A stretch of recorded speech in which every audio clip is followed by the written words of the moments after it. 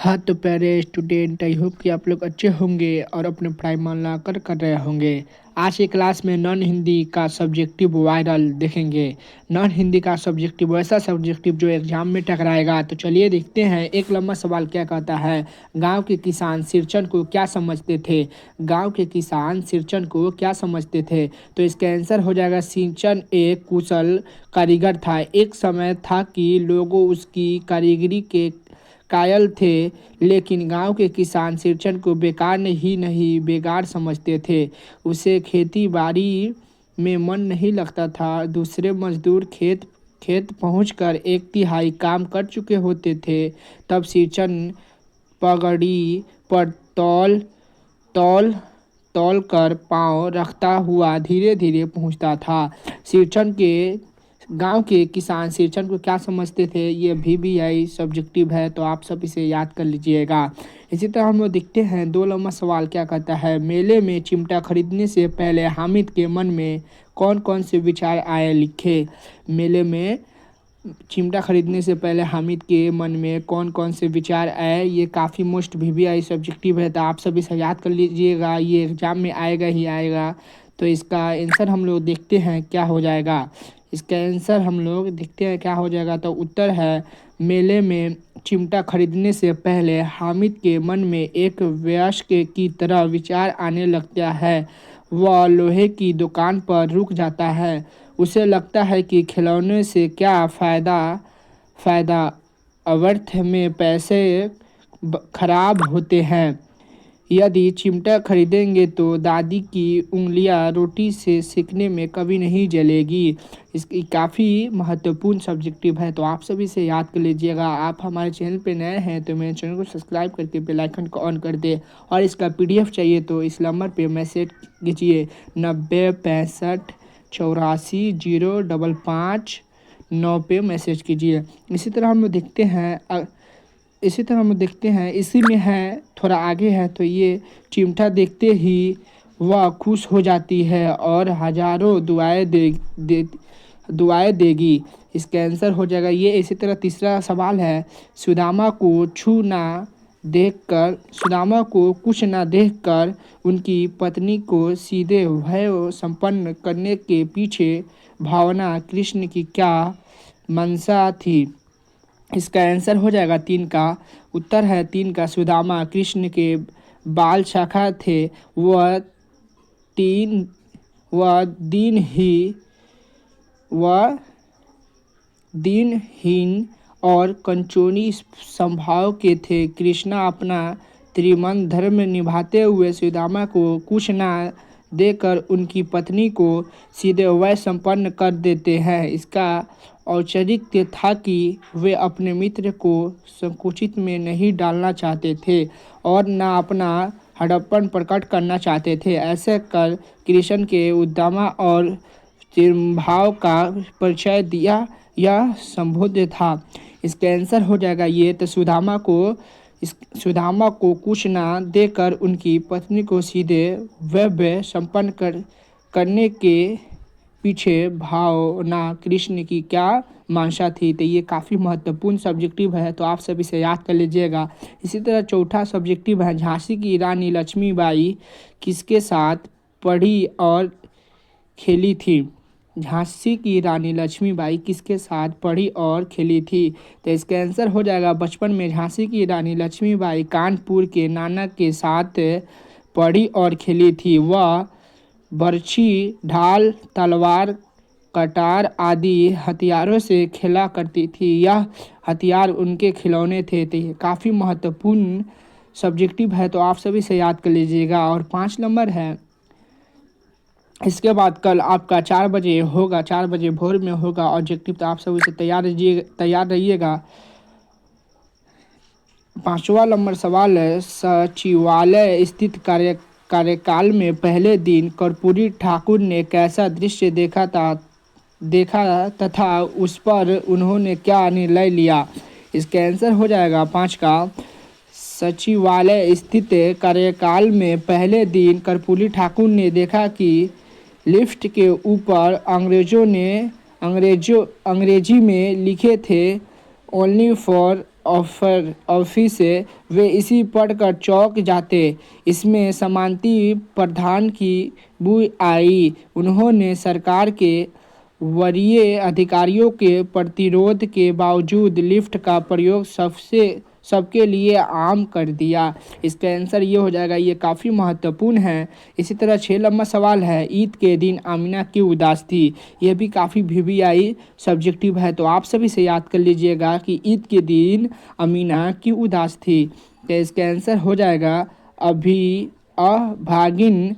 अभागिन अमीना ईद के दिन उदास कमरे में बैठी रो रही थी। अभागिन अमीना ईद के दिन उदासी कमरे में बैठी रो रही थी। आज ईद का दिन है और उसके घर में दाना नहीं है। वह इस अहंकार और निराशा के कारण उदास थी। ये काफ़ी महत्वपूर्ण है, तो आप सभी से याद कर लीजिएगा। और 7 सवाल है, बाल गोविंद भगत ने अपने बेटे के मृत्यु पर अपनी भावनाएं किस तरह व्यक्त करते हैं। आप क्लास को देख रहे हैं तो अंत तक देखिएगा। अगर नए हैं हमारे चैनल पे तो सब्सक्राइब कर लीजिएगा। बाल गोविंद भगत ने अपने बेटे की मृत्यु पर अपनी भावनाएं किस तरह व्यक्त करते हैं। बाल गोविंद भगत ने अपने बेटे की मृत्यु पर कहा कि यह रोने का नहीं, उत्सव का समय है। आत्मा। आपका सवाल है, बाल गोविंद भगत ने अपने बेटे की मृत्यु पर अपनी भावनाएं किस तरह व्यक्त करते हैं। तो बाल गोविंद भगत ने अपने बेटे की मृत्यु पर कहा कि यह रोने का नहीं, उत्सव का समय है। आत्मा परमात्मा के पास चली गई है।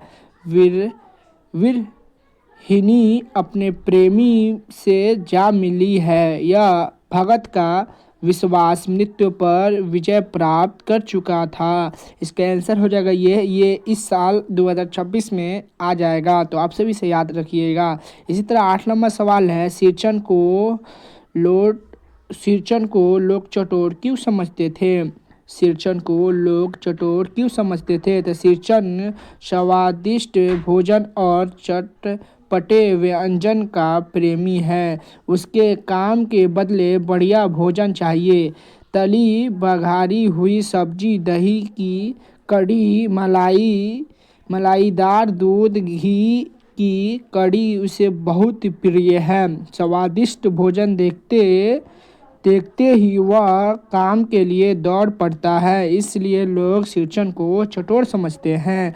ये 8 सवाल काफ़ी महत्वपूर्ण है। इसी तरह 9 सवाल देखते हैं, पद्मा कौन थी वह क्या चाहती थी।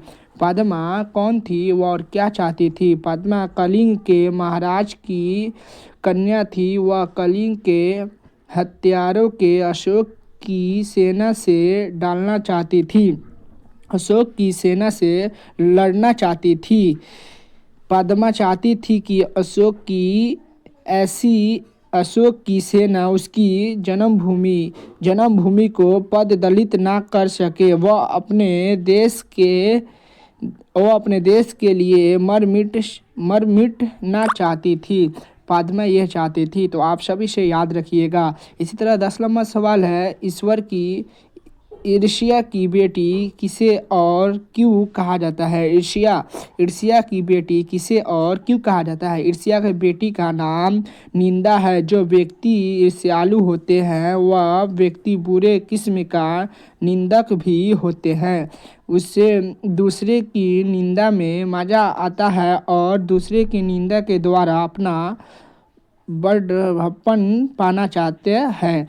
इसका आंसर हो जाएगा ये 10 काफ़ी महत्वपूर्ण है। इसी तरह 11 सवाल देखते हैं, विक्रमशिला विश्वविद्यालय किस सदी तक एशिया का उत्कृष्ट शिक्षा केंद्र बन चुका था। यह विद्यालय कहाँ अवस्थित है। तो विक्रमशिला विश्वविद्यालय 10वीं-11वीं सदी तक एशिया का उत्कृष्ट केंद्र बन चुका था। यह विश्वविद्यालय आधुनिक भागलपुर के कहलवा गांव थाना क्षेत्र पोस्ट पथरखट्टा के एक अंतरिक्ष में अवस्थित है। ये 11 सवाल काफ़ी महत्वपूर्ण है, तो आप सभी से याद रखिएगा। और 12 सवाल है, ईदगाह कहानी के रचनाकार कौन है। यह कहानी किस पर टिप्पणी करती है। ईदगाह कहानी के रचनाकार कौन है और यह कहानी किस पर टिप्पणी करती है। तो ईदगाह कहानी के रचनाकार प्रेमचंद्र है। बाल गोविंद भगत पर आधारित यह कहानी बचपन के परिस्थितियों पर मार्मिक ढंग से टिप्पणी करती है। ये काफ़ी महत्वपूर्ण है। इसी तरह 13 नंबर सवाल है, कबीर किसे कहा जाता है? करमवीर। करमवीर किसे कहा जाता है? तो जो विद्या बंधाओं को देखकर नहीं घबराते हैं, भवय भवय ये भरोसे नहीं बैठते, कठिन काम से जी नहीं चुराते हैं, उन्हें करमवीर कहा जाता है। कहने का तात्पर्य है कि करमवीर कोरी कल्पना नहीं करते बल्कि कठिन कार्य को हंसते हुए सरल बना देते हैं और जो ठान लेते हैं उसे पूरा करते हैं। ये काफ़ी महत्वपूर्ण है 13 नंबर, तो आप सब इसे याद रखिएगा। और 14 नंबर सवाल है, बाल गोविंद कर ये वायरल सब्जेक्टिव है, तो आप सभी से याद रखिएगा। बाल गोविंद कबीरदास को मनाते थे, इसके क्या क्या कारण हैं? बाल गोविंद कबीरदास को मनाते हैं तो इसके क्या क्या कारण हैं? तो इसका आंसर हो जाएगा, बाल गोविंद भगत साधु थे, कम कमर में एक लटोपी मात्र पहनते थे और सिर में कबीरपंथियों की सी कनपट्टी टोपी पहनते थे। बाल गोविंद भगत कबीर की तरह गृहस्थ कैरागी थे। वे बाहरी क्रियाकलापों और सामाजिक अंडबरों को नहीं मानते थे। वे बाहर से गृहस्थ और मन से सन्यासादी थे। इसका आंसर हो जाएगा ये। इसी तरह हम लोग अगला देखते हैं 15 नंबर सब्जेक्टिव क्या कहता है, केवल बढ़ाई पाकर कोई आदमी बड़ा नहीं होता। इसके समर्थक में बिहारी ने क्या उदाहरण दिया? केवल बढ़ाई पाकर कोई आदमी बड़ा नहीं होता, इसके समर्थक में बिहारी ने क्या उदाहरण दिया? तो केवल बढ़ाई पाकर कोई आदमी बड़ा नहीं होता, इसके समर्थक में बिहारी ने धतूरे के पत्ते का उदाहरण दिया। कवियों ने तो धतूरे की तुलना सोना से कर दिया, परंतु धतूरे ने पत्ते से गहने नहीं गढ़े जा सकते हैं। 15 नंबर सवाल काफ़ी महत्वपूर्ण है। और 16 नंबर सवाल है, हामिद मिठाई या खिलौने के बदले चिमटा पसंद करता है, क्यों? हामिद मिठाई या खिलौने के बदले चिमटा पसंद करता है, क्यों? तो इसका आंसर हो जाएगा, हामिद 4-5 साल का नन्हा बालक है, लेकिन अभावग्रस्त जीवन उसके परिस्थितियों बना दिया था। मेला में चिमटा देखकर ख्याल आता है कि उसकी दादी के पास चिमटा नहीं है, जिसके कारण अक्सर उनके हाथ रोटी सेकते वक्त जल जाते हैं। इसलिए हामिद अन्य बच्चों की तरह मिठाई या खिलौना ना लेकर चिमटा लेता है। ये 16 नंबर सवाल काफ़ी महत्वपूर्ण है। इसी तरह 17 नंबर सवाल है, करमवीर की क्या पहचान है? करमवीर की क्या पहचान है? तो 17 नंबर, सच्चा करमवीर साहसी और परिश्रमिक होते हैं। वह विघ्न और बाधाओं से नहीं घबराते। कठिन से कठिन कार्य को भी वह हंसते हंसते पूरा कर लेते हैं। बड़े संकट भी उसे अपने काम से विचलित नहीं कर सकता। वह जिस काम को आरंभ करता है उसे समाप्त करके ही दम लेता है। वह किसी कार्य को बीच में अधूरा नहीं छोड़ता। यह करमवीर की पहचान है। इसी तरह हम लोग 18 नंबर देखते हैं क्या कहता है,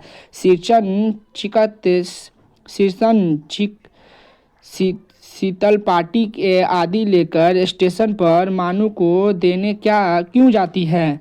शीतल पार्टी आदि लेकर स्टेशन पर मानू को देने क्यों जाती है? तो उत्तर, मानू दीदी के ससुराल वाले ने विदाई में 3 जोड़ी फैशनेबल चिक शीतल पार्टी आदि लेकर आने को कहा था। लेखक की मां ने शीर्षन को बुलाकर इसे बनाने के लिए कहती थी। काम करते समय मछली भाभी की बात सिरचन को बुरा लग जाता है और वह काम छोड़कर सिरचन एक सामाजिक और संवेदनशील कारीगर था, इसलिए वह मानो दीदी के विदाई के समय सारे सामानों को स्टेशन पर पहुंचाते हैं। ये 18 नंबर सवाल काफ़ी महत्वपूर्ण है, आप सब इसे याद कर लीजिएगा। और 19 नंबर सवाल है, कबीर दास के अनुसार ईश्वर का निवास कहाँ नहीं ईश्वर इस 19 नंबर सवाल है, कबीरदास के अनुसार ईश्वर का निवास कहाँ नहीं है तथा तथा कहाँ है। तो इसका आंसर हो जाएगा, कबीरदास के अनुसार ईश्वर का निवास मंदिर, मस्जिद, कस्बा, काशी क्रिया क्रम अथवा योग वैगार में नहीं, यह सच्चे हृदय में निवास करता है। वह सच्चे मन से तलाश करने पर क्षण भर में मिलता है। ईश्वर बाहर नहीं भीतर है। ये 19 नंबर सवाल पूछेगा तो ये VBI है, आप लोग इसे याद कर लीजिएगा।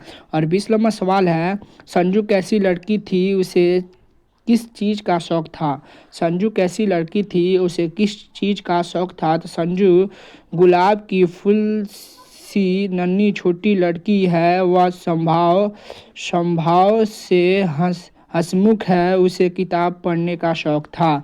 यह भी पूछ सकता है, तो आप सब इसे याद रखिएगा। और 21 नंबर सवाल है, मेला जाने से पहले हामिद दादी से क्या कहता है। मेला जाने से पहले हामिद दादी से क्या कहता है। तो मेला जाने से पहले हामिद अपनी दादी को संवादन देता है कि वह कहता है कि तुम डरना नहीं अम्मा, मैं सबसे पहले आऊँगा, तुम डरना नहीं। ये भी काफ़ी महत्वपूर्ण है। इसी तरह देखते हैं 22 नंबर सवाल, बाल गोविंद भगत कौन है।